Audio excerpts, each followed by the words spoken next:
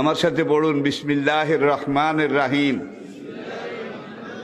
আস্তাগফিরুল্লাহ রব্বি মিন কুল্লি যামবিন ওয়া আতুবু ইলাইহি লা হাওলা ওয়ালা কুওয়াতা ইল্লা বিল্লাহিল আলিয়্যিল আযীম। তাওবা ইয়া আল্লাহ, তাওবা ইয়া আল্লাহ, তাওবা ইয়া আল্লাহ, তাওবা ইয়া রাব্বি, লা ইলাহা ইল্লাল্লাহু মুহাম্মাদুর রাসূলুল্লাহ। আল্লাহর কসম, পিছনের জীবনে সব গুনাহ আল্লাহ মাফ করে দিয়েছে, এই তওবার কারণে সব মাফ করিয়া লাইছে।